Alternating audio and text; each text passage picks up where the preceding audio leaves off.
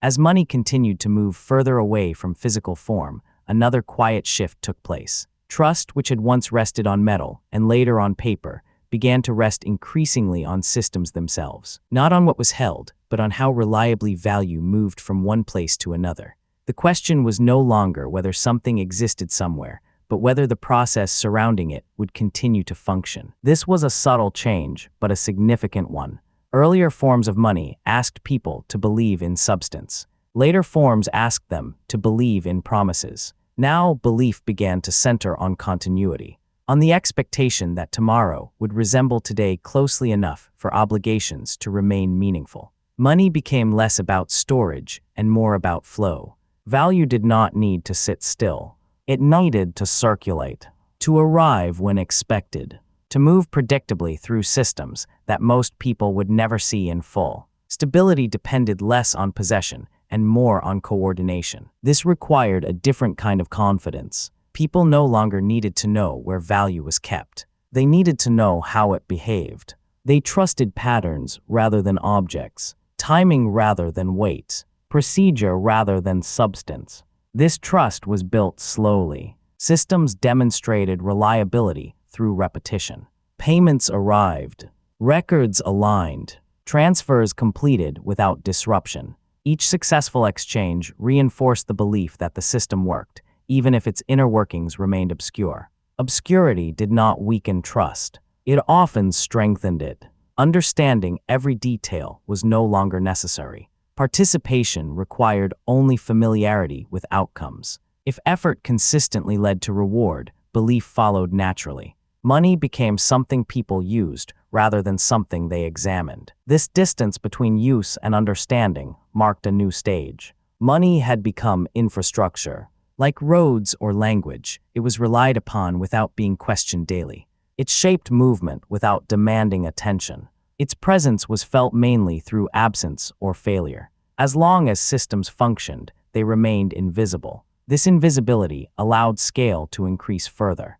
Larger networks of exchange became possible because individual trust no longer needed to stretch across every connection. Systems absorbed uncertainty. They standardized interaction.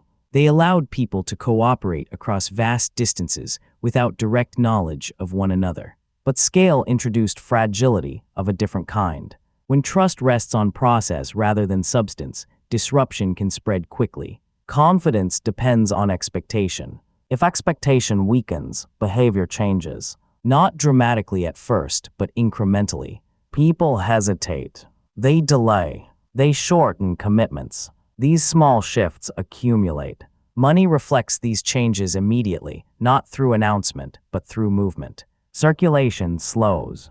Patterns tighten. Systems feel pressure not because value disappears, but because belief wavers. Belief once again proves central. Throughout history, moments of strain have revealed that money's strength lies less in what it represents and more in how people behave toward it. Systems survive when people continue to act as if continuity will hold. They strain when people begin to doubt that assumption. Doubt does not arrive suddenly. It begins as caution, as preference for immediacy, as reluctance to extend trust further than necessary. Money registers these behaviors before they are named. Institutions respond afterward. They adjust procedures, reinforce signals, clarify rules. These actions are meant to restore predictability rather than convince. Predictability reassures more effectively than explanation. People do not require certainty. They require consistency. Consistency allows planning. Planning allows cooperation. Cooperation sustains complexity. This chain remains unchanged, even as forms evolve. As money became increasingly process-based, responsibility also shifted. Individuals were no longer expected to verify value personally. Verification became institutional. Oversight replaced inspection.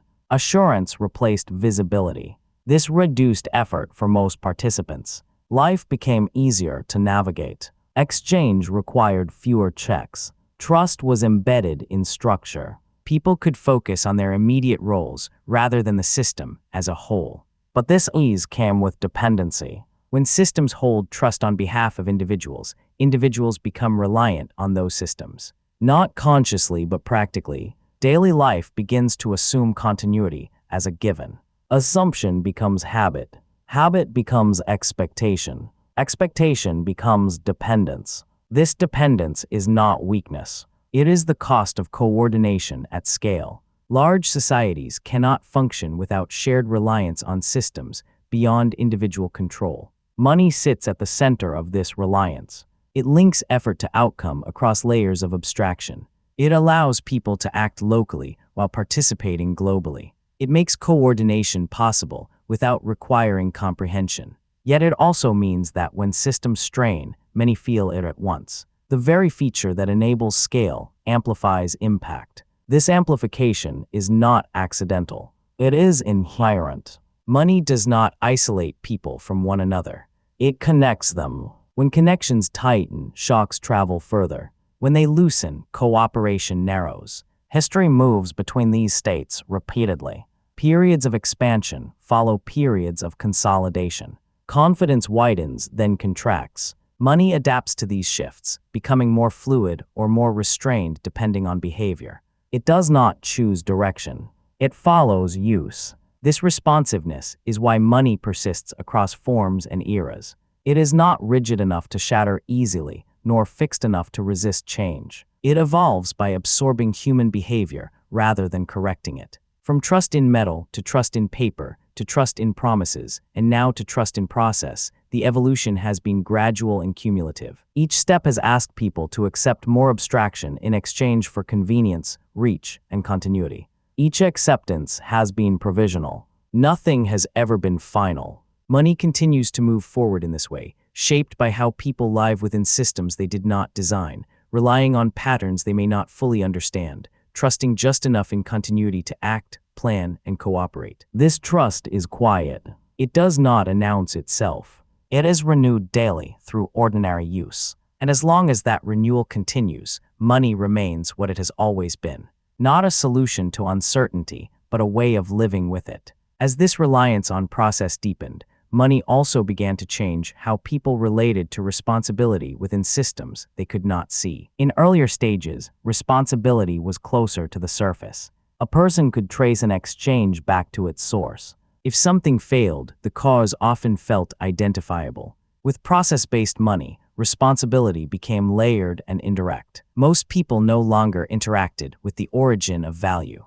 They interacted with interfaces. A transaction completed. A balance updated. An obligation settled. What lay beneath these outcomes was assumed rather than examined. This assumption was necessary. No large system can function if every participant demands full visibility. Attention would fragment. Action would slow. Money reduced this friction by allowing people to trust outcomes without tracing causes. This trust reshaped accountability. When responsibility is embedded in process, failure feels systemic rather than personal. People sense disruption without knowing where it began. Blame becomes diffuse. Correction becomes procedural. This diffusion can feel unsettling. It removes the clarity that comes from direct cause and effect. Yet it also protects individuals from carrying burdens they cannot resolve. Systems absorb complexity so that daily life can remain manageable. Money plays a central role in this absorption.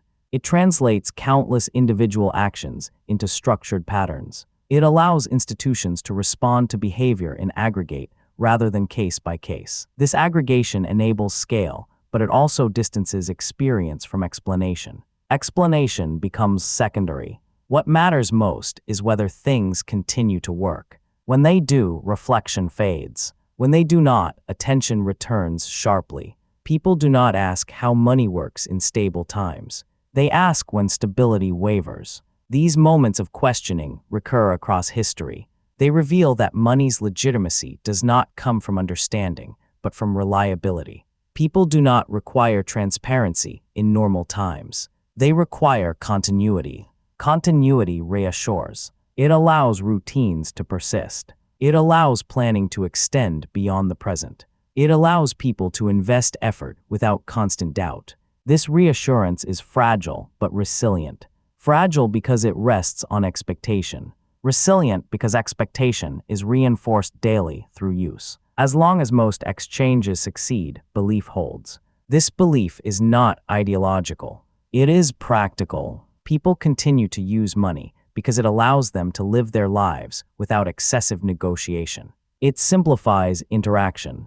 It reduces uncertainty at the level where most people operate. Money does not need to be trusted absolutely. It needs to be trusted enough. Enough to accept payment. Enough to defer reward. Enough to plan tomorrow. That threshold is lower than certainty, but higher than chaos. Money occupies that middle ground. As process-based systems matured, people grew accustomed to living with partial knowledge. They accepted that some things were handled elsewhere. This acceptance freed attention for immediate concerns. Freedom of attention is valuable. It allows focus. It allows creativity. It allows rest. Money, by handling coordination in the background, created space for other forms of life to unfold. Yet background systems influence foreground experience quietly. Rules shape possibility. Procedures shape pace. Timelines shape pressure. Money's structure influences how people feel about time, obligation, and effort, even when they are not thinking about money directly. This influence is subtle. It appears in how people measure progress, in how they pace work, in how they define completion. Money standardizes endings. An obligation ends when it is paid. A task ends when it is compensated. This closure is efficient, but it can feel abrupt. Human experience does not always end neatly. People learned to live with this mismatch. They accepted that systems require clean edges even when life does not provide them. Money supplied those edges. Over time, these edges shaped expectation. People began to seek closure through transaction. Completion became something that could be marked. This reduced ambiguity, but also reduced lingering acknowledgement. Again, societies adapted. They maintained spaces where closure remained open-ended, where gratitude, memory, and care extended beyond settlement. Money handled what needed to end. Culture handled what needed to continue. This division allowed balance. As long as money did not attempt to absorb everything, it remained workable. Its restraint preserved its role. Throughout its evolution, money has survived by knowing what it cannot do. It cannot create meaning. It cannot ensure justice. It cannot replace care. It can only coordinate. This humility is implicit rather than stated. Money does not claim authority over the whole of life. It occupies a specific function and leaves the rest untouched. When systems forget this limit, tension grows. Correction follows. Money retreats to its functional core. From barter to coins, from coins to paper, from paper to promises, and from promises to process, this pattern repeats. Expansion, strain, adjustment. Each cycle refines the system without resolving it completely. Money remains unfinished because human cooperation remains unfinished. Needs evolve. Scales change. Trust shifts. Money follows these movements patiently. It does not rush toward an end state. It remains adaptable. As long as people continue to rely on systems they cannot fully see, to coordinate with others they may never meet, and to act without complete knowledge of consequences, money in some form will remain present. Not as an object to admire, not as a force to fear, but as a quiet structure that allows life to proceed, absorbing complexity, distributing responsibility, and making large-scale cooperation possible without demanding constant understanding. And so episode 3 continues in this space, where trust rests on process, where belief is renewed through use, and where money, once again, shifts its weight not by design, but by adaptation, moving forward slowly alongside the people who depend on it without fully noticing that they do. As this quiet dependence on process became routine, money also began to influence how people experienced control. In earlier forms of exchange, control felt personal. You decided when to trade, what to give, and what to accept. The limits were visible. Choice was constrained, but it was direct. Action and consequence were closely linked. With large process-based systems, control became indirect. People still made decisions, but outcomes were shaped by layers beyond immediate reach. Timing, approval, and completion depended on systems operating elsewhere. Control shifted from direct action to participation within structure. This shift was not imposed. It was accepted. People learned that direct control did not scale well. Large coordination required surrendering some immediacy in exchange for reliability. Money embodied this trade. It reduced personal control while increasing collective function. This trade altered emotional experience. Frustration became more common, but also more diffuse. Delays were tolerated as part of process. Outcomes were expected to arrive eventually rather than immediately. Patience became procedural rather than personal. People adjusted their expectations accordingly. They learned to work within timelines rather than moments, to submit requests rather than negotiate outcomes, to wait for confirmation rather than demand response. Money normalized this waiting by embedding delay into exchange. Delay did not always feel fair, but it felt predictable. Predictability softened resistance. People could accept limits when they were consistent. Money systems prioritized consistency over responsiveness. This priority allowed them to function across scale. Responsiveness remained, but it slowed. Slow response reduced volatility. It also reduced agency felt at the individual level. People learned to separate what they could influence from what they could not. This separation protected mental energy. Without it, frustration would be constant. Money systems helped establish boundaries around expectation. They defined where effort ended and where system began. These boundaries were essential. They allowed people to focus on what lay within reach. Their role, their contribution, their obligation. The rest was handled elsewhere. This handling created trust not in control, but in continuity.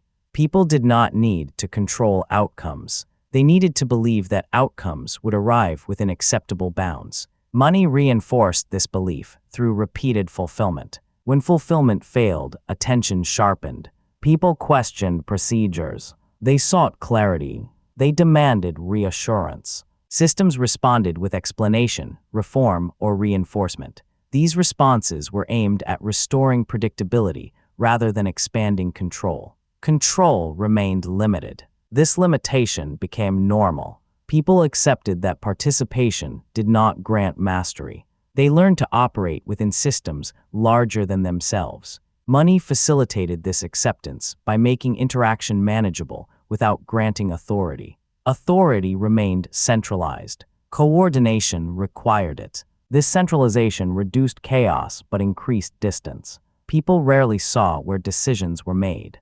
They experienced results rather than process. Money carried those results forward impersonally. Impersonality reduced conflict. Disagreements shifted away from individuals toward systems. People argued with rules rather than people. This reduced personal strain, even as it sometimes deepened dissatisfaction. Money supported this shift by providing clear reference points. Amounts, dates, records. These elements framed disputes within structure rather than emotion. Structure absorbed tension. Absorption allowed systems to persist. Over time, people internalized this arrangement. They adjusted ambition to procedure. They aligned effort with expectation. They learned where resistance was futile and where adaptation was wiser. This learning was not passive. It was shaped by experience, by friction, by success and failure. Money reflected these experiences by adjusting patterns of use. When people felt constrained, participation narrowed. When they felt supported, participation widened. Money mirrored these movements without commentary. This mirroring is often mistaken for control. In reality, money follows behavior more than it directs it. It records choices rather than commanding them. It amplifies patterns rather than inventing them. Understanding this distinction clarifies its role. Money does not decide how much control people have. It operates within limits set by social tolerance, institutional design, and collective behavior. When those limits change, money adapts. This adaptability explains its survival. Rigid systems break. Flexible systems endure. Money endures by remaining flexible in form while stable in function. Its function remains coordination. Coordination requires compromise. People trade immediacy for reliability, control for predictability, visibility for scale. Money makes these trades workable. They are never complete. Some desire for control always remains. Some frustration always persists. Money does not eliminate these feelings. It channels them into manageable patterns. As long as people continue to live within systems they do not fully control, they will seek structures that allow participation without mastery. Money remains one such structure. It allows action without command, participation without oversight, contribution without authorship. These allowances shape modern cooperation, even though they feel ordinary.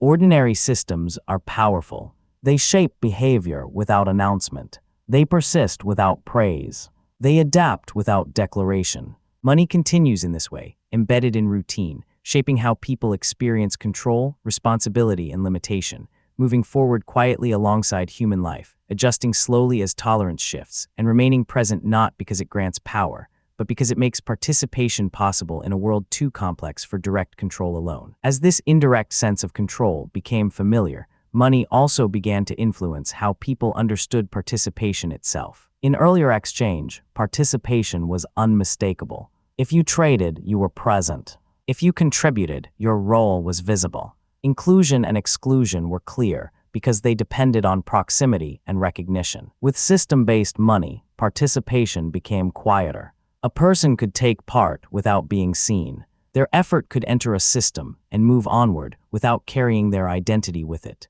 Contribution no longer required presence. It required compliance with process. This quiet participation allowed systems to grow larger. Millions could contribute without knowing one another. Coordination did not depend on awareness, only on alignment. Money provided the interface through which this alignment occurred. Yet participation without visibility changed perception. People began to feel both included and distant at the same time. They were part of something larger, yet rarely able to see its full shape. Their role felt real but abstract. This abstraction altered motivation. In smaller settings, motivation came from recognition and shared outcome. In large systems, motivation shifted toward completion. A task was done when obligation was met. Payment marked the boundary. Beyond that boundary, attention moved elsewhere. Money reinforced this boundary. It defined where participation ended. Once settled, involvement dissolved. This allowed people to move through many systems without being consumed by any single one. This freedom was necessary. No individual could remain emotionally engaged with every structure they participated in. Money allowed detachment where intimacy was unnecessary. It preserved capacity for engagement where it mattered most. Yet detachment also reduced awareness. People felt less connected to the consequences of distant actions. Outcomes unfolded beyond sight. Responsibility felt diffuse. Participation continued without reflection. Societies learned to live with this tension. They accepted that large-scale cooperation required some loss of visibility. They relied on institutions to manage what individuals could not track. Money acted as the medium through which this management occurred. This reliance deepened trust in process, not because people admired it, but because they depended on it. Dependence does not require affection. It requires reliability. Money systems survived by prioritizing reliability above all else. Reliability creates rhythm. Payments arrive on schedule. Obligations recur predictably. Cycles repeat. This rhythm structures life quietly. People align effort with expectation. They plan around intervals rather than events. Time becomes procedural. Earlier, time was marked by change. With money, time became marked by repetition. Weeks, months, and cycles gained meaning through obligation. Money did not invent calendars, but it gave them practical weight. This procedural time reduced uncertainty. People knew when something was due. They knew when something would arrive. Even if the future remained unknown, parts of it were structured.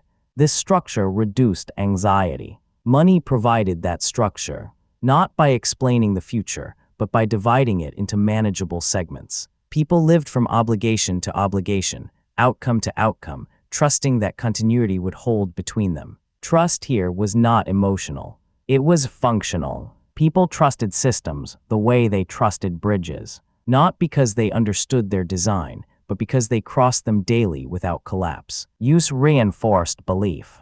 Belief reinforced use. This cycle strengthened participation even as understanding thinned. People did not need to know how everything worked. They needed only to know how to engage. Money standardized engagement. It told people what to do, when to do it, and how completion would be recognized. This clarity reduced friction. It also narrowed imagination. When participation is standardized, deviation feels risky. People align behavior with expectation. Innovation moves slowly. Change emerges through accumulation rather than rupture. Money reflects this conservatism. It favors continuity. It resists abrupt shifts. It adapts incrementally. This conservatism protects systems from instability, but it also delays response to new conditions. Delay is tolerated because stability is valued. Most people prefer predictable imperfection to unpredictable change. Money systems embody this preference. They adjust cautiously, preserving familiar patterns as long as possible. This preference explains why money often appears slow to respond. In reality, it responds constantly, but in small ways. Through altered use, through changed participation, through subtle shifts in behavior that precede formal change. Formal change follows behavior. Institutions codify what people have already begun to do. Money systems then reflect these codifications. This order keeps disruption manageable. Participation continues. This continuation is essential. Large societies cannot pause entirely to reconsider foundations. Life must go on. Money allows reconsideration to happen gradually, without halting exchange. It absorbs questioning into practice. People do not stop using money to question it. They adjust how they use it. Money records these adjustments over time. This recording is not intentional. It is emergent. Patterns form without design. Stability returns without declaration. Money evolves without announcement. As participation becomes increasingly mediated, people grow accustomed to acting within structures they do not shape directly. They accept limits on control and visibility in exchange for reliability and inclusion. Inclusion without intimacy. Participation without authorship. Contribution without recognition. These conditions define modern cooperation. Money did not create them alone. It made them workable. And so Episode 3 continues within this space, where participation is quiet, trust is procedural, and coordination extends far beyond individual awareness. Money remains the medium that allows this to happen, not as a guiding force, but as a responsive structure, moving with behavior, adjusting slowly, and enabling people to live within systems far larger than themselves, while still feeling, most of the time, that life remains manageable. The movement goes on, shaped not by grand intention, but by ordinary participation repeated day after day, sustaining cooperation through habit, rhythm, and the quiet expectation that tomorrow will arrive much like today. As this quiet form of participation settled into everyday life, money also began to influence how people understood visibility. In earlier forms of exchange, visibility was natural. You saw who traded with whom. You knew where goods came from and where they went. Exchange left traces in daily life. Visibility reinforced awareness. With large process-based systems, visibility diminished. Most exchange happened beyond sight. Records moved silently. Obligations were fulfilled without witness. Value appeared and disappeared without narrative. Participation continued, but observation did not. This loss of visibility was not accidental. It was necessary for scale. A system that required everyone to see everything would collapse under its own weight. Money allowed exchange to occur without requiring constant observation. People adapted to this absence. They learned to trust outcomes rather than processes. They accepted that most activity would remain unseen. What mattered was whether results arrived when expected.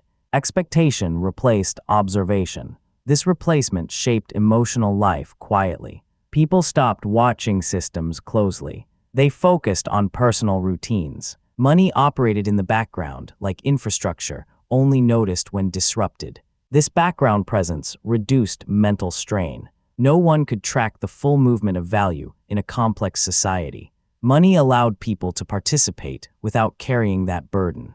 It simplified reality by hiding what did not need to be seen. Yet hidden systems create distance. When consequences are not visible, awareness weakens. People may act without sensing the broader impact. Responsibility feels abstract. Participation feels light. Societies learned to live with this trade. They accepted reduced visibility in exchange for coordination. They relied on institutions to monitor what individuals could not. Money became the language through which this monitoring occurred. Monitoring itself became procedural.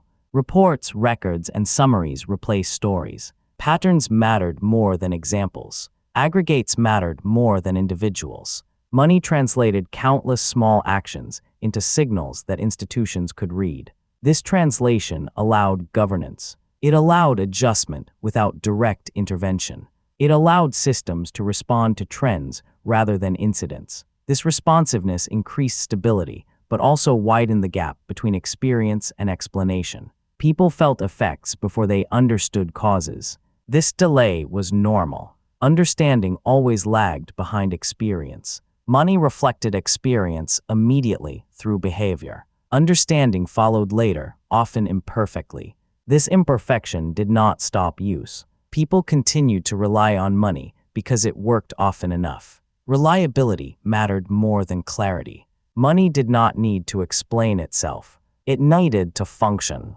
Function sustained trust. Trust sustained participation. Participation sustained complexity. This chain repeated. As visibility declined, symbols gained importance. Numbers, statements, and confirmations became substitutes for observation. They reassured people that systems were operating as expected. Reassurance did not require detail. It required consistency. When symbols aligned with expectation, confidence held. When they did not, attention returned sharply. People questioned what lay beneath the surface. These moments of questioning were periodic. They did not destroy systems. They refined them. Adjustments followed. Transparency increased temporarily. Procedures were clarified. Confidence returned. Then visibility faded again. This cycle allowed money to remain both opaque and acceptable. It revealed just enough to sustain trust, then retreated.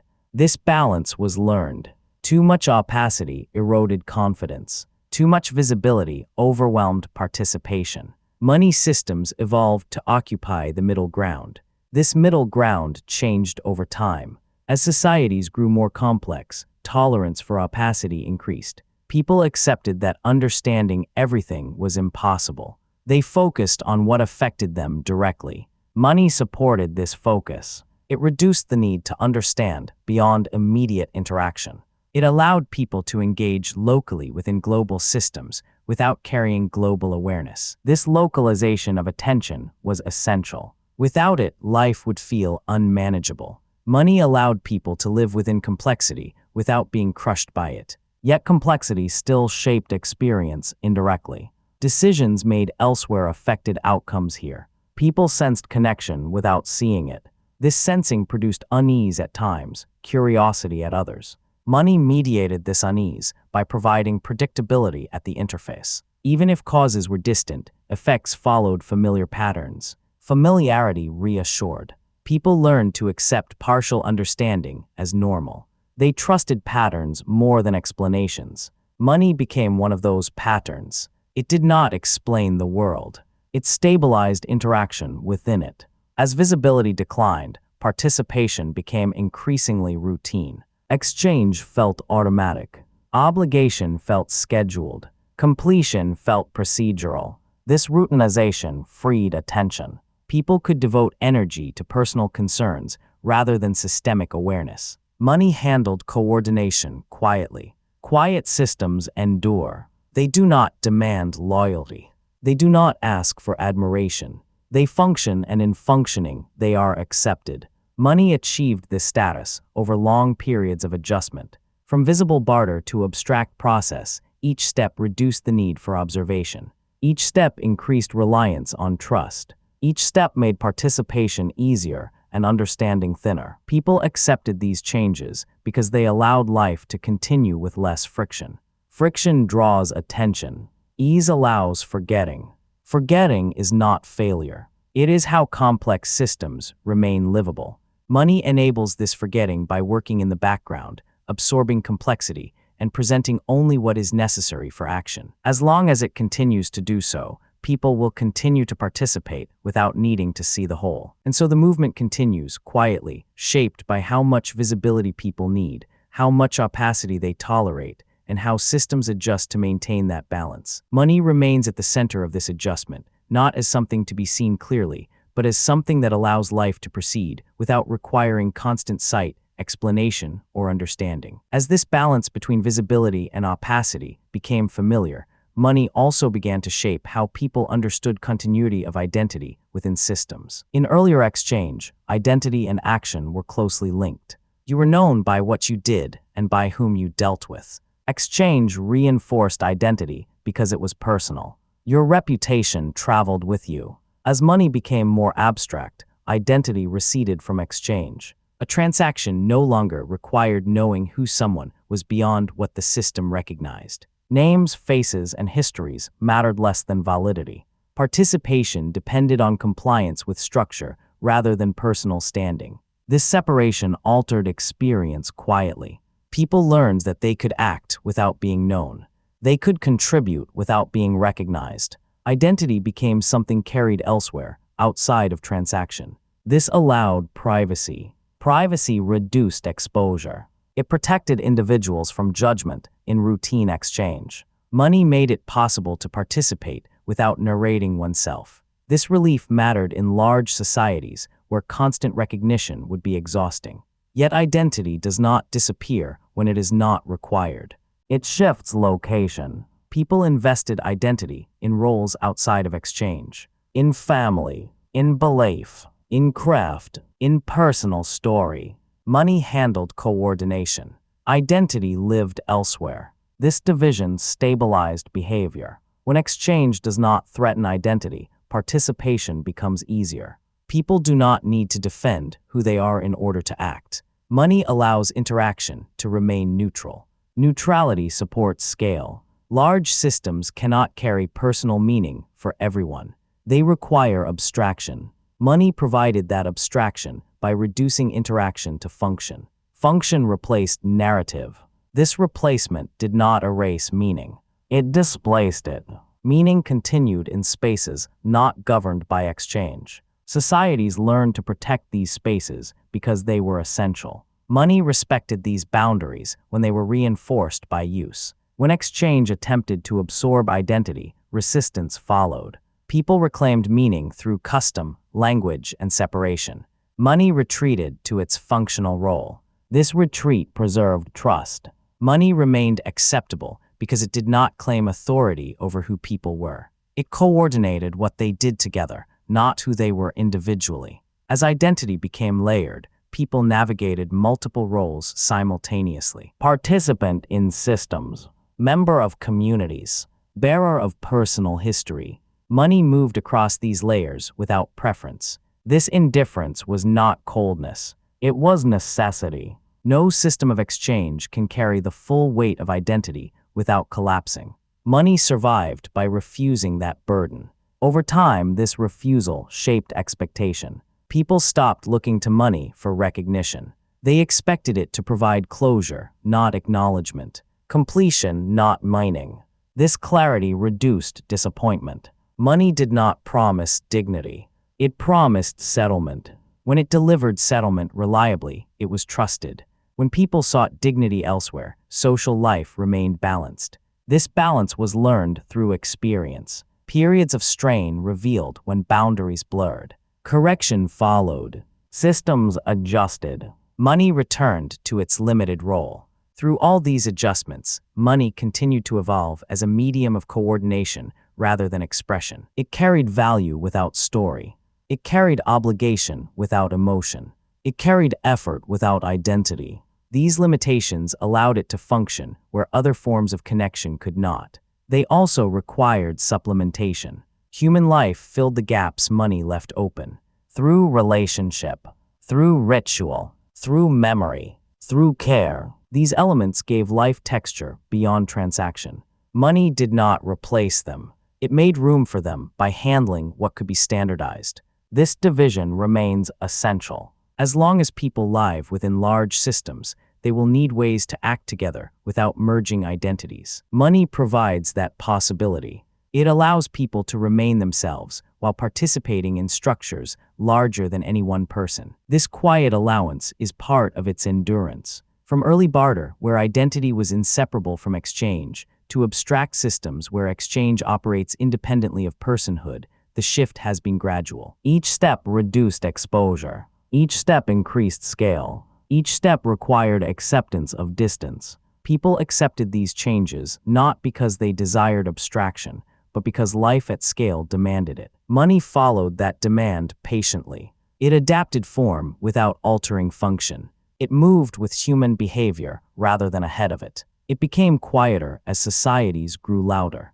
And so the movement continues, shaped by how people protect identity while participating in systems that cannot know them fully. Money remains present in this negotiation, coordinating action without defining self, enabling cooperation without demanding recognition, and continuing its long role as a structure that allows many lives to move together without losing their separateness. The story carries on, unhurried, sustained by routine, shaped by adjustment, and grounded in the enduring need to act together while remaining, in essential ways unknown to the systems that make that action possible. As this separation between identity and exchange became settled, money also began to shape how people understood memory. In early exchange, memory was central. Who owed what, who had helped whom, and who could be trusted were all carried in personal recollection. Memory lived in people. It faded, but it also adapted. Forgetting and forgiveness were part of the same process. With money and record-based systems, memory moved outward. Obligations no longer relied on human recall. They were written, counted, and stored. Memory became mechanical. A ledger remembered what people did not need to. This reduced conflict and confusion. It also changed how people related to the past. The past became fixed. A recorded obligation did not soften with time. A number did not forget context. What had been written remained as it was, even when circumstances changed. Money made memory durable, but less flexible. This durability supported scale. Large systems could not rely on personal memory. They required consistency. Records provided that. Money gave those records meaning by linking them to obligation and settlement. People adapted to this rigidity. They learned that some things would not fade naturally. Closure required action. Payment erased obligation. Without settlement, memory persisted. This persistence altered behavior. People became more attentive to endings. They sought completion rather than resolution. A matter was finished when the record was cleared, not when understanding was reached. Money reinforced this approach. It defined when the past could be left behind. It marked boundaries between before and after. This clarity reduced lingering conflict, even as it sometimes left emotion unresolved. Societies accepted this trade. They allowed systems to handle memory while culture handled meaning. Rituals, storytelling, and personal acknowledgement continued alongside records. Money did not replace remembrance. It narrowed its own role. As records accumulated, history began to shape the present more directly. Old agreements constrained new choices. Past decisions limited future options. Continuity became structural rather than narrative. Money carried these constraints forward impersonally. This impersonality felt fair to some and harsh to others. Rules applied equally, but not always kindly. Money did not interpret history. It preserved it. Interpretation remained human work. Over time, people learned to navigate between recorded past and lived experience. They accepted that systems remembered differently than people did. They adjusted expectations accordingly. This adjustment reduced frustration. When people stopped expecting systems to forgive or forget, they sought those qualities elsewhere. Human relationships provided flexibility. Systems provided consistency. Money occupied the consistent side. Consistency allowed predictability. Predictability allowed planning. Planning allowed coordination. The chain remained intact, yet consistency also accumulated weight. Old structures became harder to change. Memory embedded in records resisted revision. Societies responded by creating formal mechanisms for change. Laws could be amended, debts restructured, records updated. These processes were slow by design. Speed threatened trust. Slowness preserved continuity. Money systems favored stability over responsiveness. This preference shaped how people experienced time. The past lingered longer. The future unfolded gradually. Change felt deliberate rather than sudden. Money encouraged patience by making abrupt shifts costly. Patience became procedural. People waited not because they wished to, but because systems required it. Money normalized this waiting by embedding time into obligation.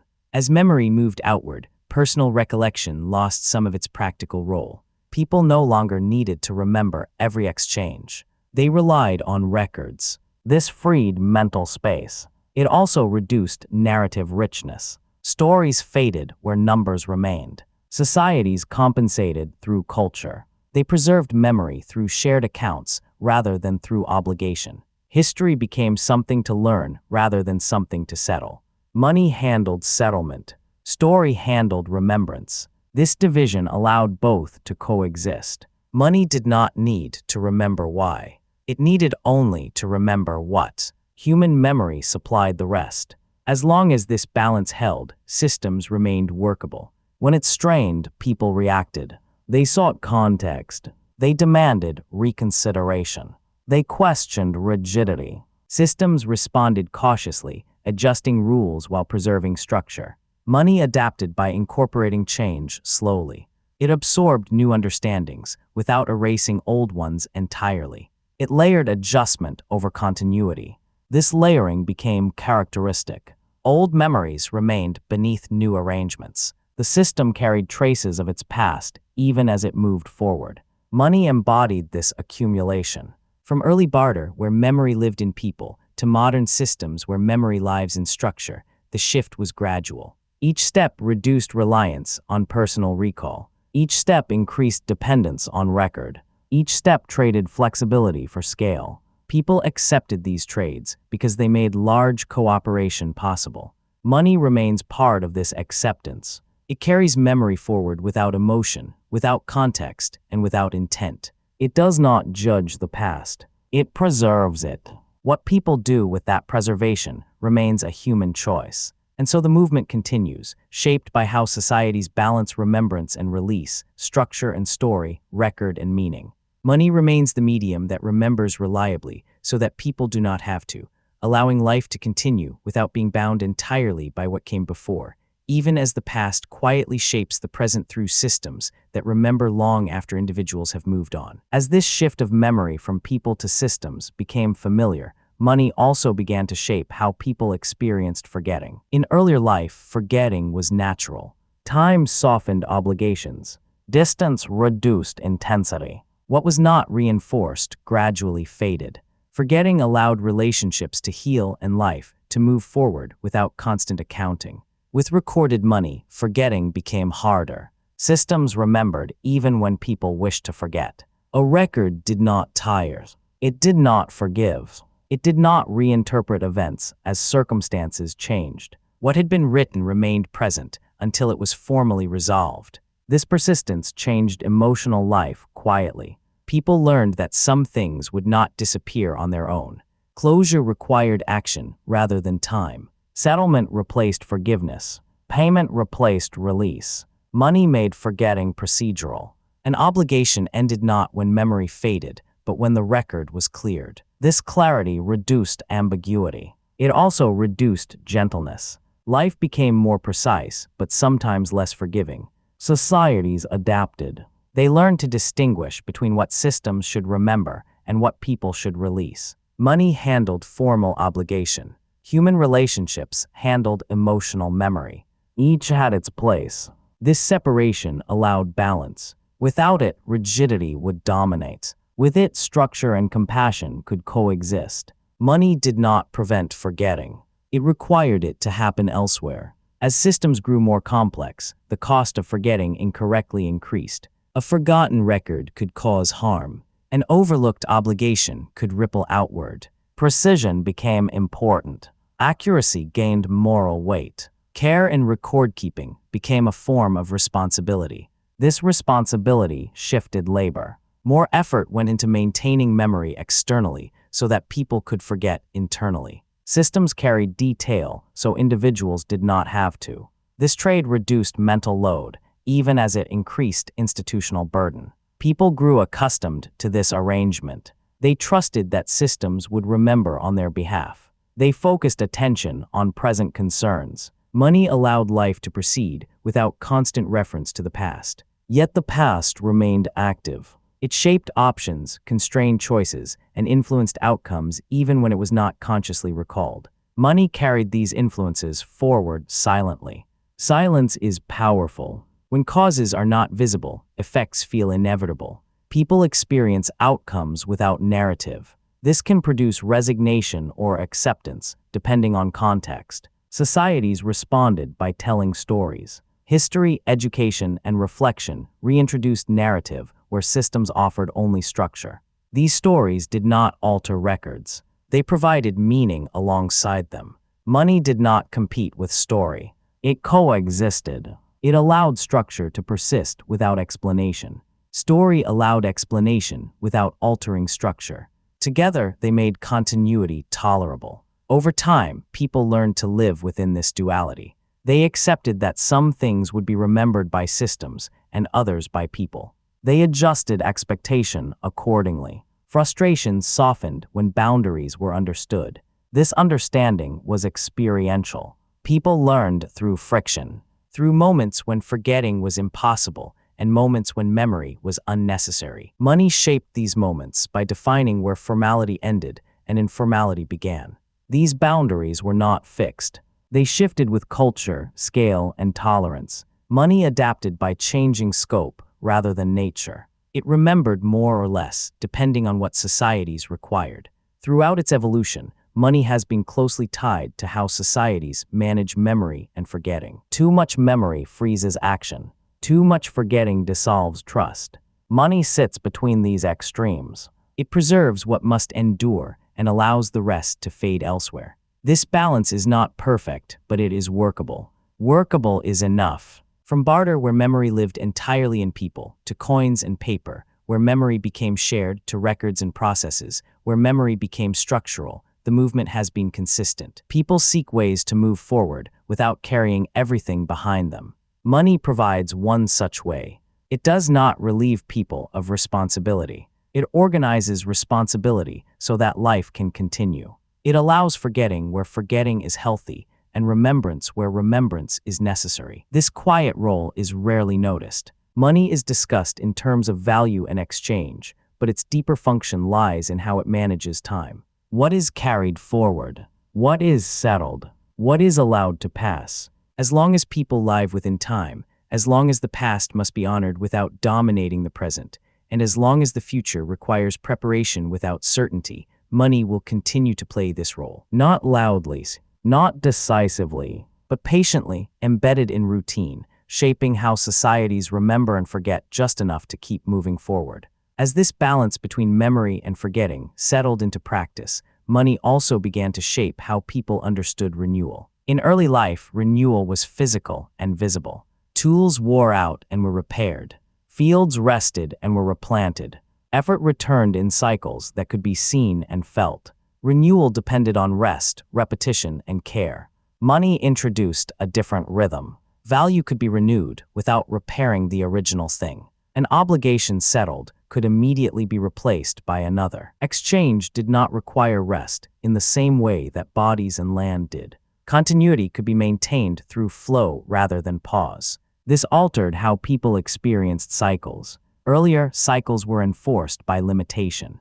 With money, cycles became optional. Activity could continue as long as coordination held. Renewal was no longer automatic. It required intention. This change was gradual. At first, money followed natural rhythms. Markets closed, Exchange slowed with seasons.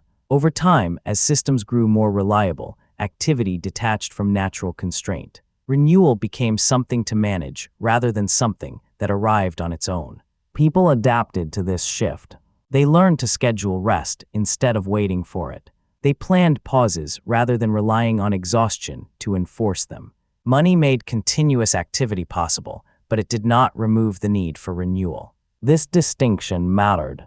Without renewal, systems strain. Without pause, patterns become brittle. Societies learned this through experience rather than design. Periods of intensity were followed by periods of correction. Money reflected these movements. When activity accelerated, exchange intensified.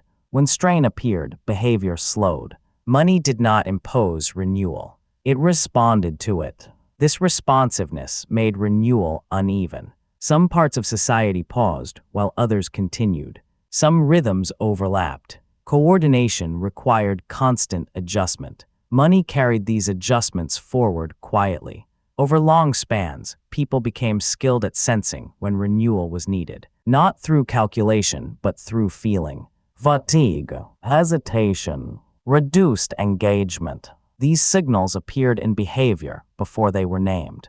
Money registered them through patterns of use. Institutions responded later. They adjusted schedules, revised expectations, formalized pauses. These changes were often framed as efficiency, but they served renewal. Money adapted to these changes by accommodating new rhythms. It did not define when to stop. It reflected when people did. This reflection preserved flexibility. Rigid cycles would have failed under changing conditions. Flexible rhythms allowed systems to endure. Money survived by remaining sensitive to use rather than enforcing tempo. Renewal also applied to trust. Trust could not be assumed indefinitely. It required reinforcement. Periods of smooth exchange renewed confidence. Periods of strain depleted it. Money carried these fluctuations forward. Confidence rebuilt through repetition. One successful exchange followed another. Patterns stabilized. Trust returned quietly. No announcement was needed. Use itself was the signal. This quiet rebuilding is often overlooked. Attention tends to focus on disruption. Renewal happens slowly and without spectacle. Money participates in this quiet work by continuing to function during recovery. It does not demand certainty before use resumes. It allows tentative participation. Small exchanges rebuild confidence incrementally. This incremental renewal supports continuity. Large systems cannot be restarted all at once.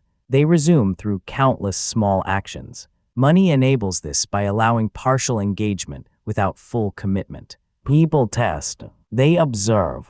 They adjust. Money accommodates this testing. Over time, renewal becomes part of routine. Systems expect fluctuation.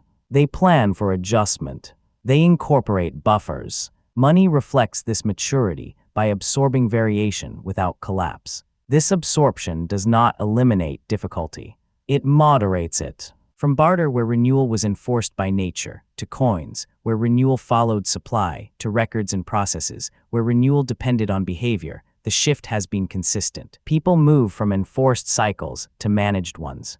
Money enables management, but it does not guarantee wisdom. Wisdom remains human.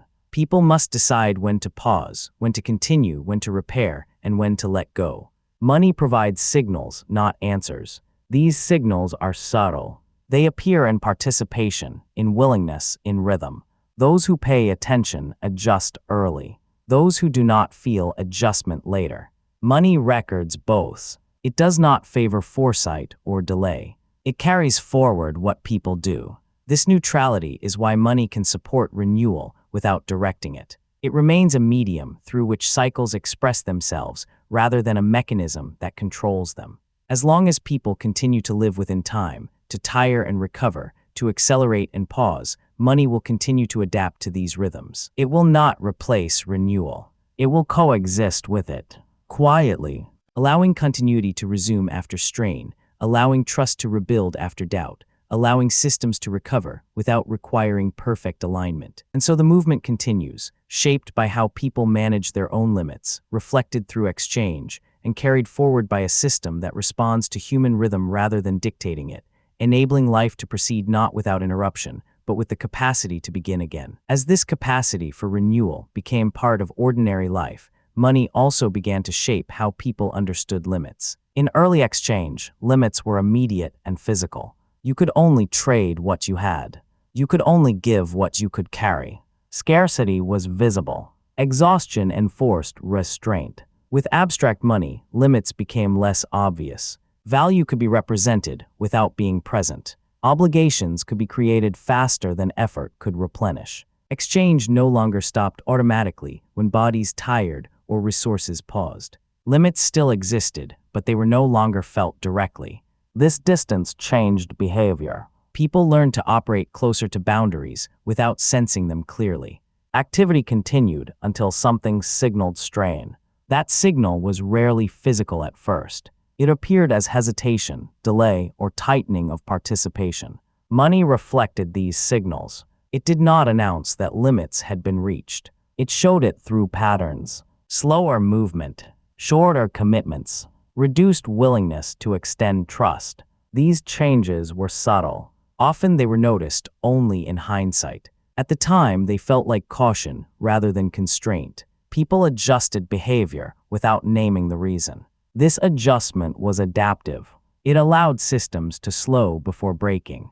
It introduced restraint without requiring full awareness of cause. Money carried this restraint forward through changed use. As limits became abstract, responsibility for managing them shifted. Individuals no longer felt limits directly. Institutions monitored aggregates. Patterns replaced sensation.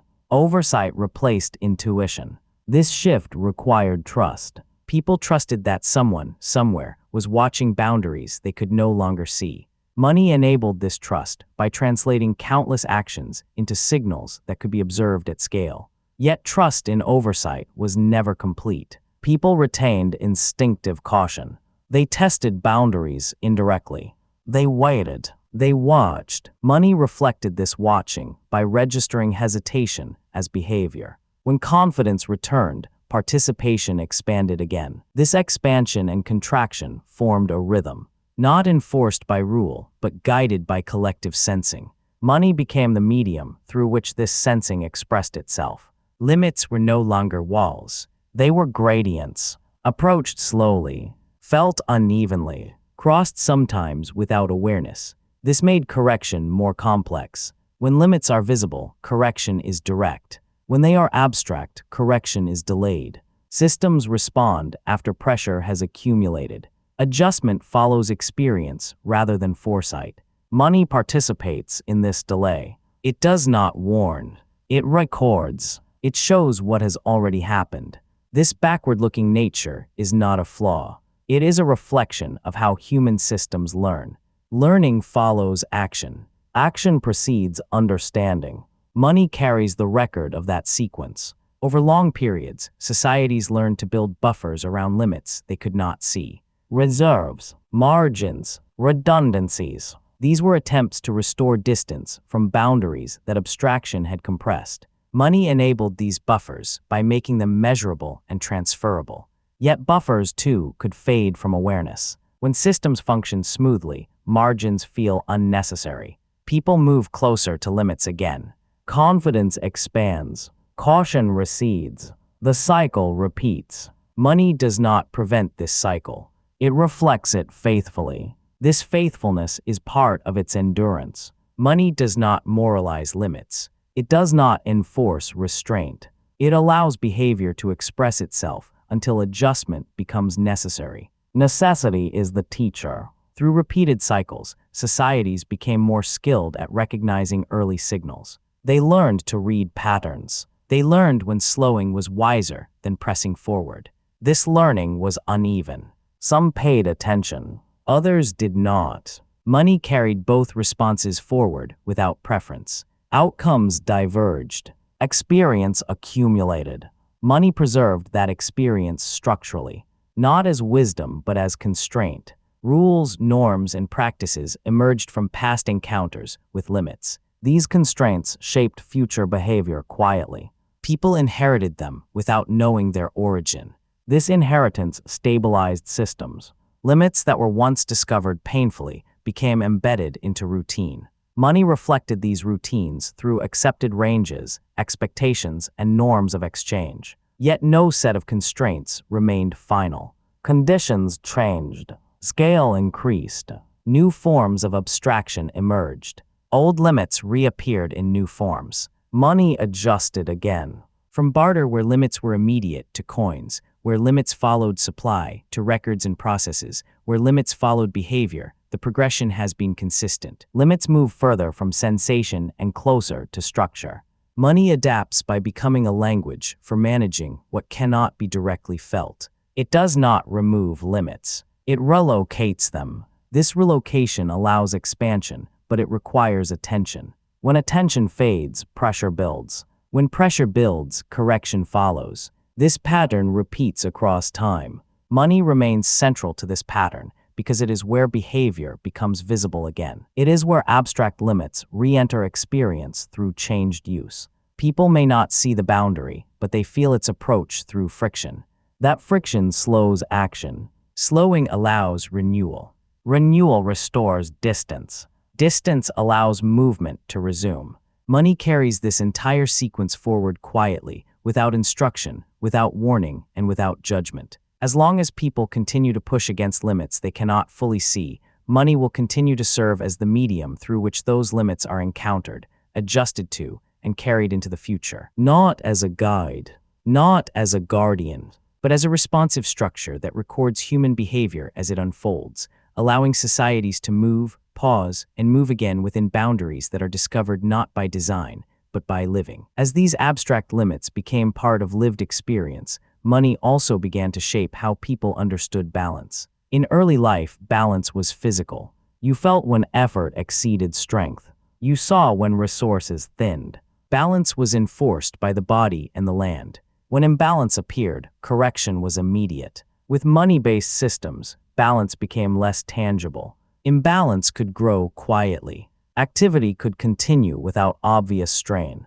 Effort could be extended beyond comfort. Exchange could expand beyond replenishment.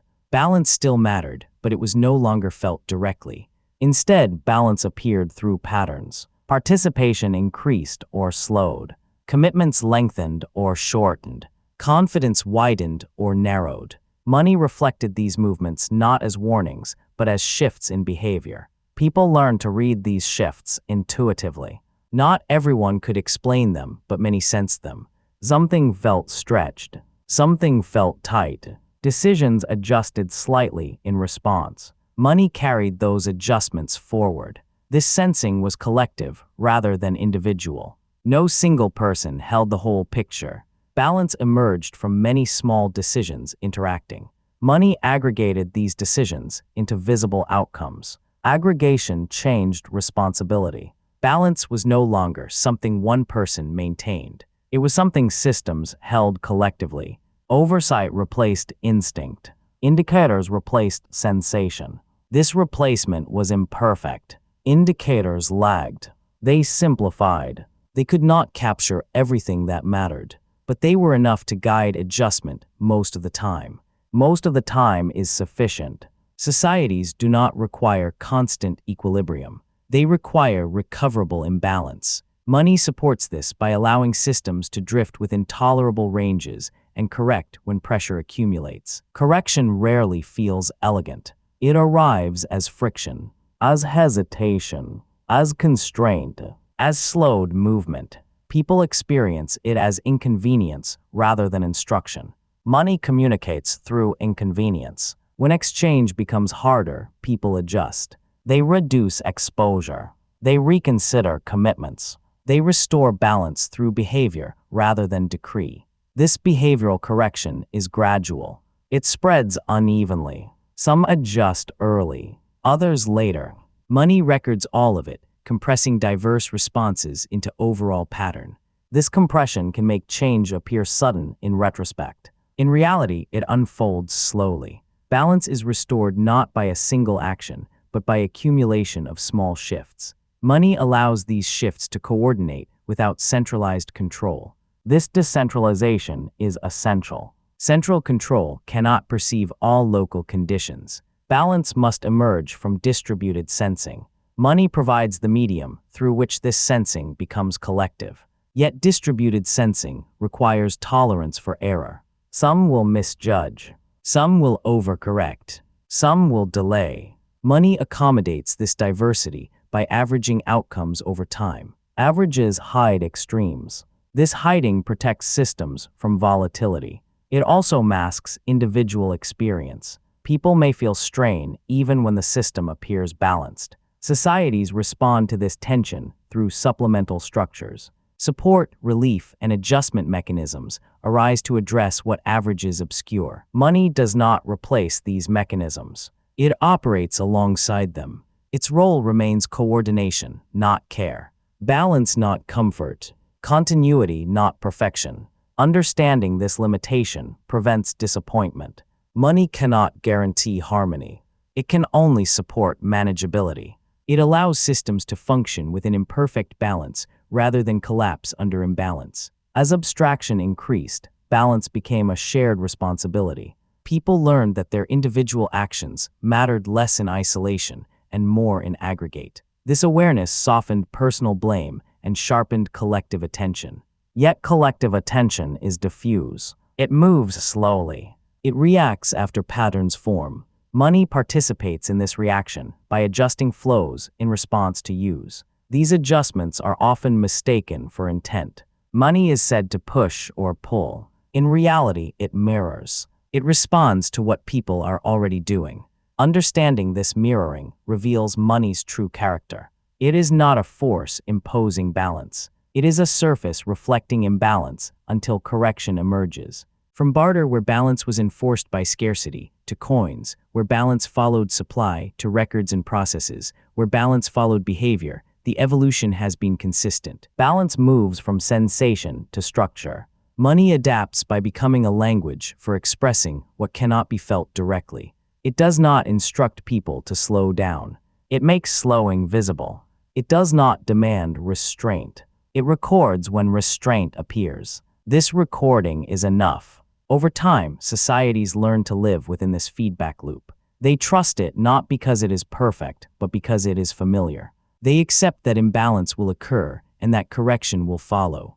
This acceptance reduces fear. Fear is strongest when imbalance feels final. Money reduces finality by allowing adjustment. It does not promise safety. It promises continuity through correction. That promise is implicit, not stated. It is reinforced each time systems strain and then stabilize again. As long as this pattern continues, money remains credible. It remains the medium through which balance is lost and regained, not through command, but through participation. And so the movement continues, shaped by how people collectively sense excess and restraint, reflected through exchange, and carried forward by a system that responds to imbalance not with judgment, but with adaptation. Money remains embedded in this process, quiet and persistent, allowing societies to move, stretch, and recover within limits that are no longer felt directly, but are still very real, shaping the rhythm of collective life as it unfolds across time. As this collective sense of balance became familiar, money also began to shape how people experienced rhythm. In early life, rhythm was imposed by the natural world. Light and dark, planting and harvest, rest and labor followed patterns that could not be ignored. Activity rose and fell in response to forces outside human control. As exchange became abstract and continuous, rhythm became less visible. Money allowed activity to extend beyond natural cycles. Work could continue after dark. Exchange could continue across seasons. Effort no longer paused automatically. Rhythm shifted from nature to schedule. This shift was gradual. At first, schedules mirrored natural patterns. Over time, they became independent. Days were divided into units. Weeks repeated predictably. Obligations arrived on set intervals. Money gave these intervals weight. Rhythm became procedural. People learned to live within repeating cycles of obligation rather than responding to environmental cues. Payment dates, settlement periods, and recurring commitments structured time quietly. This structure brought reliability. People could plan. They could anticipate. They could align effort with expectation. Money made coordination across many lives possible by synchronizing rhythm. But synchronization came with cost. When rhythm is imposed by system rather than felt internally, fatigue accumulates quietly. The body may tire before the schedule pauses. Attention may dull before obligation ends. Money does not feel fatigue. It continues to mark time evenly. It treats each interval the same. People must adapt themselves to it rather than the other way around. Societies learned to manage this tension. They created sanctioned pauses. Weekends, holidays, and rituals interrupted routine.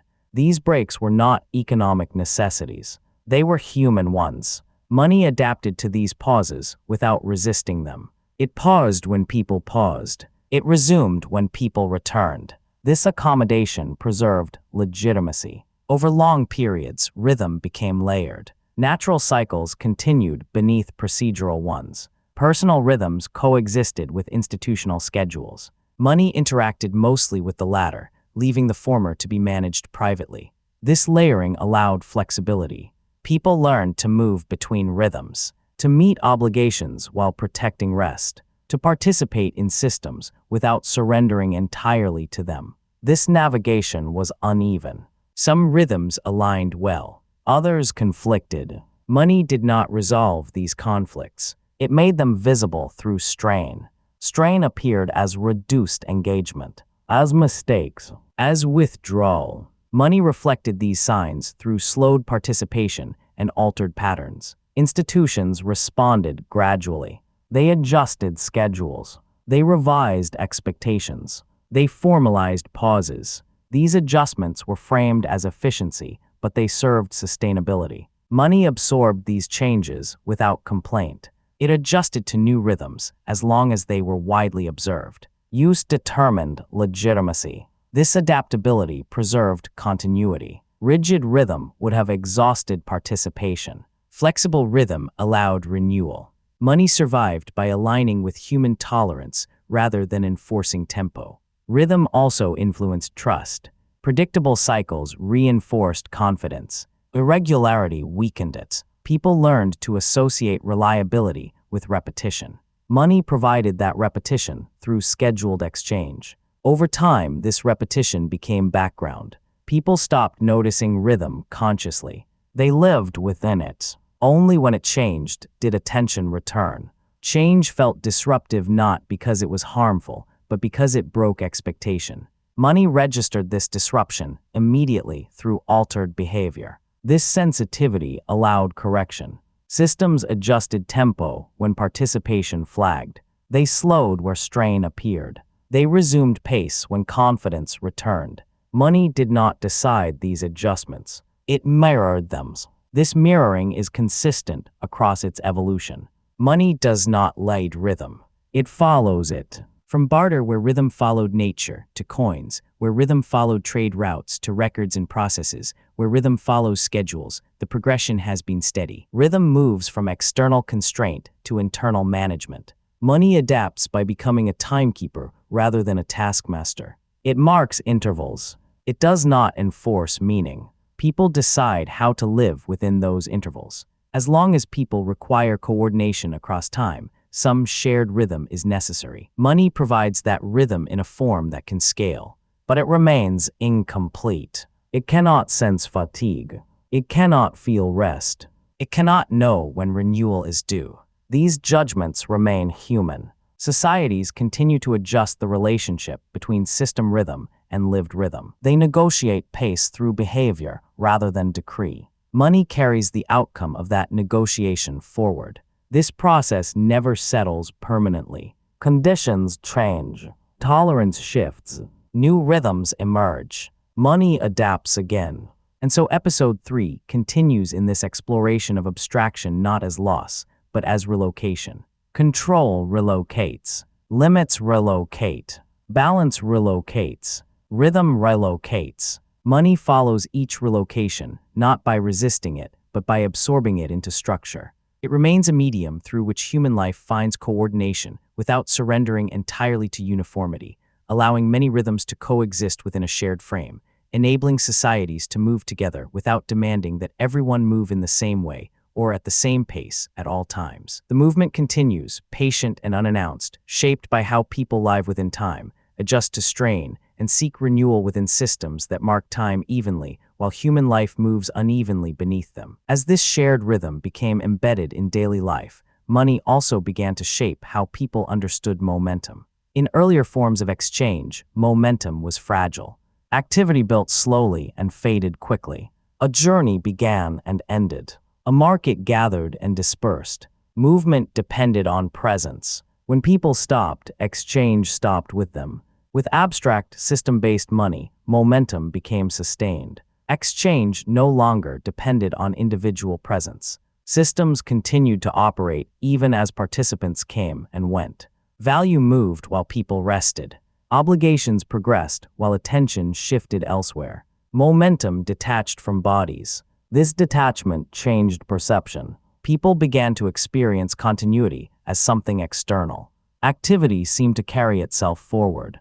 Effort entered a flow that did not pause simply because one person stepped away. This feeling was subtle but powerful.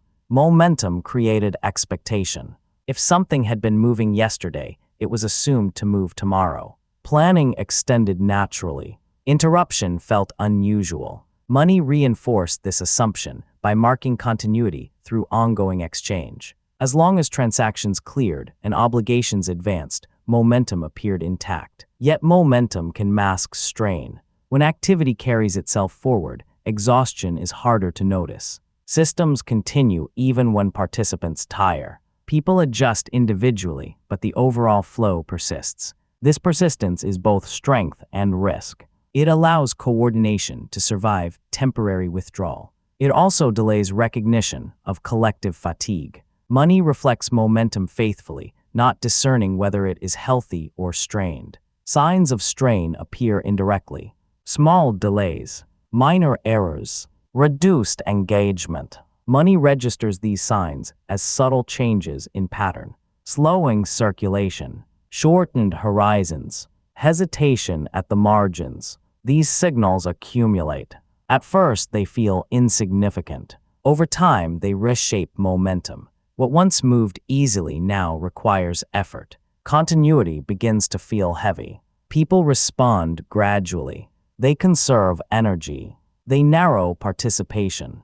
They focus on essentials. Money records this narrowing without judgment. Momentum slows. This slowing is rarely announced. It unfolds quietly as behavior shifts. Systems respond later, adjusting expectations, revising pace, restoring margins. Money absorbs these adjustments by accommodating new patterns of use. This capacity to slow without stopping preserves continuity. Total stoppage would fracture coordination. Gradual slowing allows recovery. Money enables this by allowing partial participation rather than demanding constant engagement. People step back without leaving entirely. This flexibility is essential in large systems. No one can maintain constant intensity. Money allows engagement to fluctuate without collapsing structure. It separates personal energy from systemic momentum. Over time, societies learn to manage this separation. They design systems that can carry forward even as individuals rest. They accept that momentum must sometimes be restrained rather than encouraged. Money reflects these design choices. It flows more slowly when restraint is valued. It accelerates when confidence returns. It mirrors collective tolerance for pace. This mirroring reinforces habit. People come to expect continuity unless disruption is visible. They plan on momentum holding. When it does not, surprise follows. Surprise draws attention. Attention prompts adjustment. Adjustment restores balance. Money carries each stage forward. From barter where momentum depended on presence to coins, where momentum followed trade routes, to records and processes, where momentum follows systems, the evolution is consistent. Momentum becomes less personal and more structural. Money adapts by becoming a carrier of motion rather than an expression of effort. It moves value through time, even when individual energy ebbs. This ability supports endurance. Endurance matters more than speed. Systems that move too quickly exhaust participation. Systems that can slow survive. Money survives by allowing momentum to be moderated through use rather than command. It does not push people forward. It allows them to continue. This distinction is subtle. Money does not create drive. It preserves direction. It allows activity to resume after pause without starting from nothing. That resumption is key. In complex societies, starting over entirely is costly. Money provides continuity across pauses, allowing life to pick up where it left off. As long as people value continuity, money will remain central to maintaining momentum that can be slowed, redirected, and renewed. It will not insist on constant motion. It will reflect when motion feels possible. And so the movement continues, shaped by how societies carry activity forward without demanding endless energy, reflected through patterns of exchange that slow and quicken with human capacity. Money remains embedded in this process, neither urging speed nor enforcing rest, but quietly enabling momentum to exist without overwhelming those who participate in it, allowing coordination to persist even as individuals move at uneven pace through the shared rhythm of time. As this managed momentum became familiar, money also began to shape how people understood pause. In earlier life, pause was unavoidable. Night stopped work. Weather interrupted travel. Scarcity forced waiting. Pause arrived from outside and could not be negotiated. It was accepted because it was imposed. With abstract systems, pause became optional. Exchange could continue even when individuals stepped back. Systems did not rest unless people collectively chose to slow them. Pause shifted from inevitability to decision. This change altered how people experienced rest. Rest was no longer guaranteed by circumstance. It had to be claimed. Individuals learned to step away while systems continued.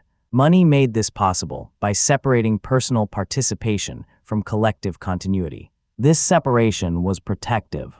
People could withdraw without dismantling coordination. They could rest without causing collapse. Money absorbed absence and maintained structure. Yet this protection also created pressure. When systems continue without pause, stepping away can feel like falling behind.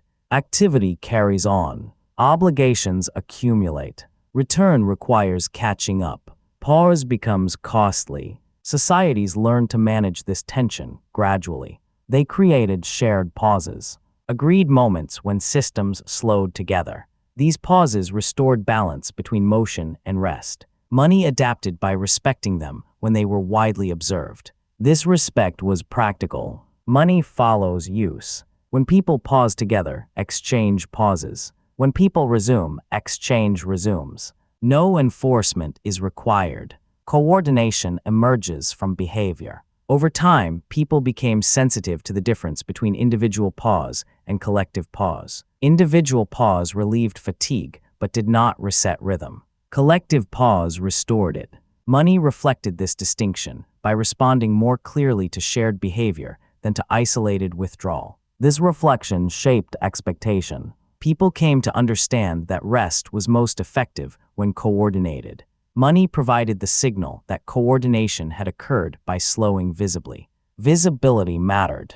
When pause was shared, it felt legitimate. When it was individual, it felt fragile. Money mirrored this legitimacy by adjusting patterns only when participation changed broadly. This dynamic influenced how societies valued rest. Rest was no longer only personal care. It became structural maintenance. Systems required downtime just as bodies did. Money carried this understanding forward by responding to reduced use. As abstraction increased, pause became another rhythm to manage. Not enforced by nature, not guaranteed by structure, but negotiated through collective behavior. Money participated in this negotiation without directing it. It did not declare when to stop. It recorded when people did. This recording was enough. When pause was needed, behavior shifted. Exchange slowed. Money reflected that slowing. Systems adjusted. Recovery followed. This process was rarely smooth. Some resisted pause. Others embraced it early. Money carried all responses forward. Outcomes varied. Experience accumulated. Over time, societies learned to recognize early signs of overload. They adjusted sooner. Pauses became shorter but more frequent. Money adapted to these patterns. Adaptation preserved endurance. Endurance is quieter than intensity. It does not announce itself. It persists. Money favors endurance because it survives through repetition rather than force. From barter, where pause was imposed, to coins, where pause followed travel, to records and processes, where pause follows behavior, the movement has been consistent. Pause moves from outside control to shared choice. Money adapts by becoming sensitive to use rather than enforcing rest. It allows people to pause without stopping everything. It allows systems to slow without breaking. It provides continuity across rest. This continuity reduces fear. People are more willing to pause when they trust that systems will still be there when they return. Money reinforces that trust by holding place through absence. Absence becomes tolerable. Tolerable absence allows renewal. Renewal restores capacity. Capacity sustains participation. Money carries each step forward quietly. As long as people live within systems that move beyond individual presence, they will need ways to step back without dismantling coordination. Money remains one of those ways. It does not grant rest. It makes rest survivable. And in doing so, it allows human life to breathe within structures that would otherwise demand constant motion. The movement continues, shaped by how people learn to pause together, to rest without fear of collapse, and to return to participation when capacity allows. Money remains embedded in this learning, responding to collective rhythms, reflecting shared decisions, and enabling coordination to endure through cycles of motion and pause, again and again, across time. As this shared understanding of pause took hold, money also began to shape how people experienced patience. In early life, patience was enforced. Waiting was unavoidable. Travel took time. Messages moved slowly. Outcomes arrived when they arrived. Patience was not a virtue so much as a condition. With abstract systems, waiting became conditional. Some things still took time, but others moved quickly. Delay was no longer universal. It appeared selectively, depending on process. Money contributed to this selectivity by organizing expectations around schedules rather than uncertainty. People learned to expect timing. Not exact outcomes, but intervals. Something would happen after a known period. This predictability changed how waiting felt. It became tolerable because it was bounded. Bounded waiting reduces anxiety. When people know how long they must wait, patience becomes manageable. Money provided this knowledge through regularity. Dates, cycles, and sequences replaced open-ended delay. Yet bounded waiting also sharpened awareness of delay. When expectations are clear, deviation stands out. Waiting feels heavier when it exceeds what was anticipated. Money made this deviation visible by establishing norms. Norms create contrast. People notice when something is late because they know when it should have arrived. This awareness increases sensitivity. It also increases demand for explanation. Systems respond by refining schedules. They narrow windows. They clarify steps. They communicate timing more precisely. These refinements are aimed not at speed, but at reassurance. Reassurance matters. People do not require instant results. They require confidence that delay has meaning. Money provides that meaning by situating waiting within structure. Waiting becomes part of participation, a step in a process rather than an interruption. People adjust behavior accordingly. They plan around delay rather than resist it. This adjustment is learned. At first, waiting feels passive. Over time, it becomes active. People use waiting periods for other tasks. They distribute attention. Money enables this by making outcomes predictable enough to defer focus. Deferred focus preserves energy. Without it, waiting would consume attention. Money frees attention by assuring that outcomes will arrive when expected, allowing people to turn elsewhere in the meantime. This freedom supports complexity. Large systems require participants to wait often. If waiting demanded constant vigilance, participation would collapse. Money prevents this by allowing waiting to fade into background. Yet background waiting can accumulate. Too many delays, even predictable ones, strain tolerance. People sense congestion. They feel slowed. Money registers this strain through patterns of use. When waiting becomes excessive, participation narrows. People shorten commitments. They seek alternatives. They reduce exposure. Money reflects these changes without commentary. Systems adjust in response. They streamline. They reorganize. They restore margins. These adjustments are aimed at restoring tolerable waiting rather than eliminating it. Elimination is impossible. Some delay is inherent in coordination. Money does not remove it. It makes it legible. Legibility changes experience. People accept delay when they can place it within a sequence. They resist delay when it feels arbitrary.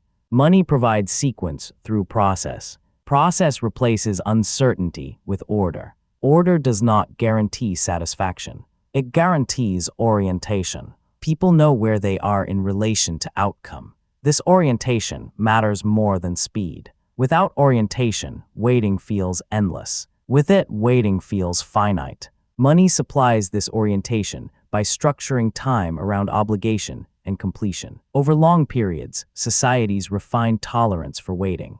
They learn how much delay can be absorbed without loss of engagement.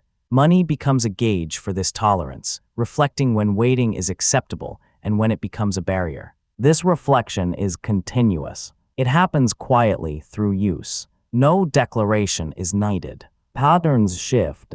Systems respond. Patience in this sense is not moral. It is structural. People are patient when systems make patience workable. Money contributes by aligning expectation with process. When alignment holds, patience follows. When it breaks, frustration appears. Frustration signals need for adjustment. Money carries that signal forward. From barter where waiting was imposed to coins, where waiting followed distance, to records and processes, where waiting follows procedure, the progression is clear. Waiting moves from inevitability to design.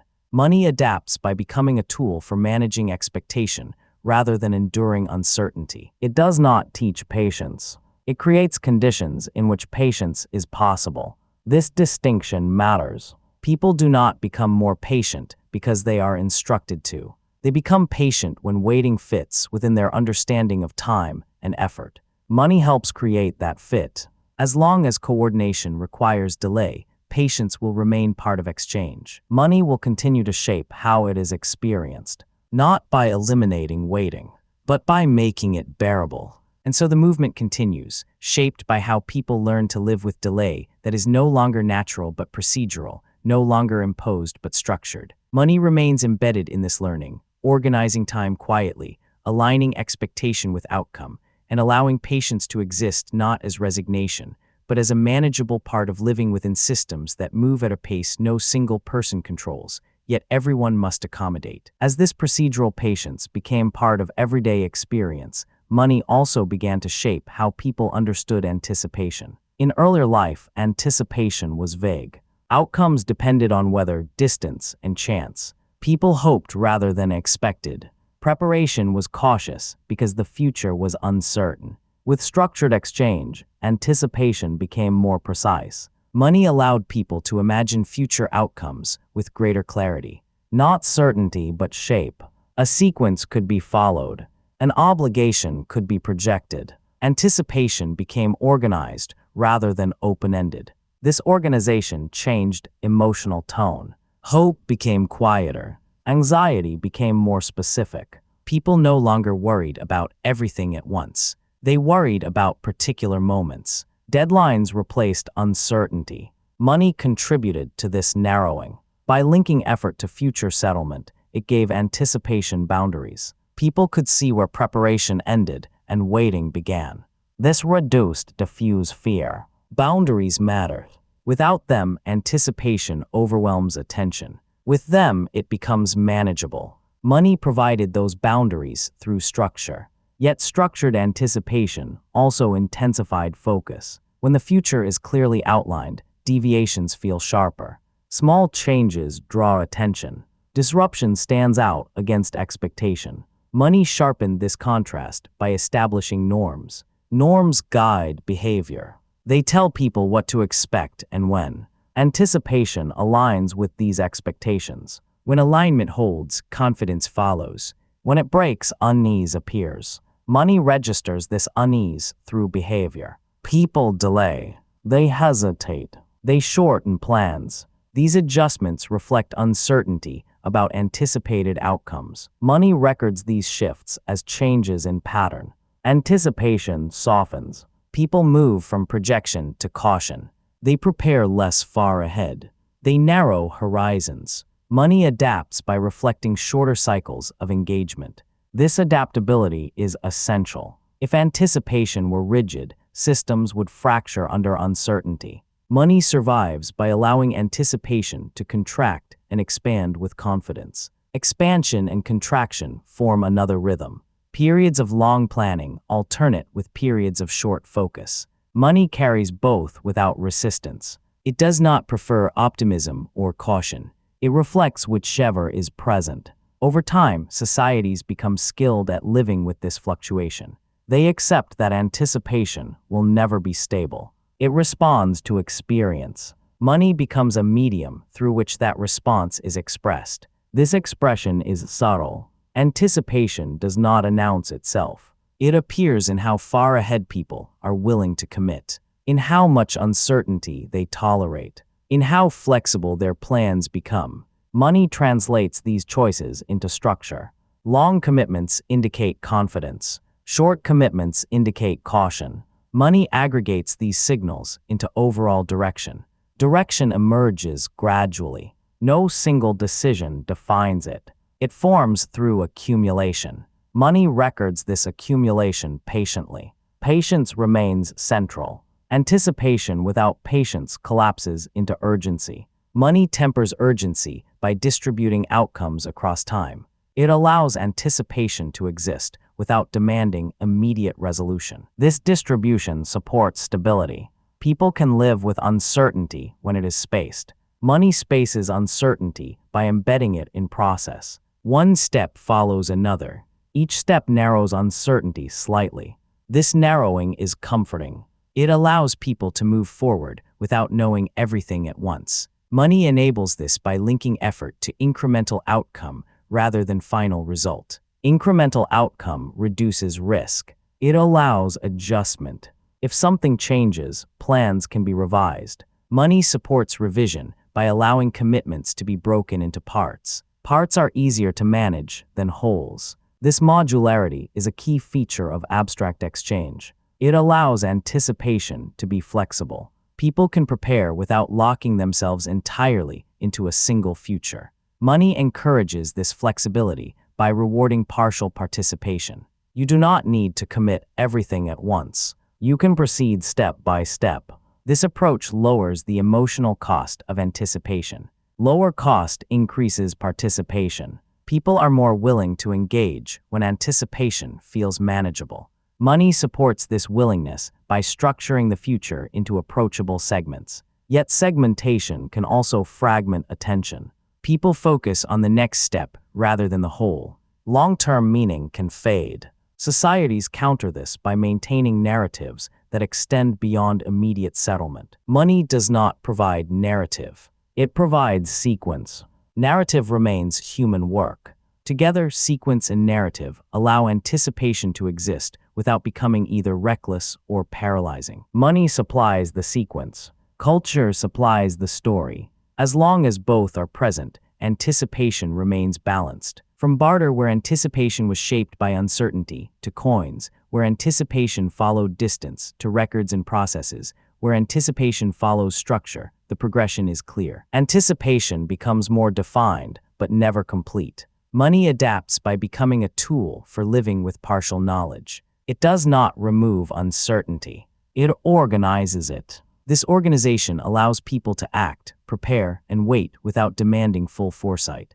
It allows anticipation to remain present without overwhelming attention. And so the movement continues, shaped by how people imagine the future in bounded ways, how they prepare without certainty, and how they adjust expectation as experience unfolds. Money remains embedded in this process, quietly structuring anticipation, translating confidence and caution into rhythm, and allowing life to proceed step by step into a future that is never fully known, but is made approachable through the steady, patient unfolding of exchange. As this long movement settles, it does not arrive at a final point. Money does not complete a journey. It maintains one. From the earliest exchanges shaped by memory and presence, to coins held for trust, to paper accepted for promise, and onward into systems built on process, rhythm, and expectation, money has continually shifted where certainty lives. Not to remove uncertainty, but to make it livable. What began as direct exchange slowly became coordination across distance, time, and anonymity. Along the way, responsibility moved into systems. Memory moved into records. Limits moved into structure. Rhythm moved into schedules. Anticipation moved into process. At each stage, something was gained and something was relocated. Nothing was ever fully resolved. Money endured not because it answered human needs completely, but because it allowed them to coexist. Trust without intimacy, cooperation without familiarity, continuity without constant awareness. It learned quietly to stay incomplete. That incompleteness is what allows human life to remain larger than exchange. Meaning, care, identity, and judgment were never absorbed fully. They remained elsewhere, shaping how money is used rather than being defined by it. So the movement continues, not toward perfection, not toward final balance, but toward ongoing adjustment. Ordinary actions repeated, small choices accumulating, confidence expanding and contracting, systems tightening and loosening. All of it carried forward through exchange that is rarely noticed, but always present. Money remains part of the background of human life, not as a guide, not as a promise, but as a structure that responds to how people live together over long periods of time. If you found value in this calm, reflective exploration, you can support this series by liking the episode, subscribing, and continuing with the next chapter as this long history unfolds further.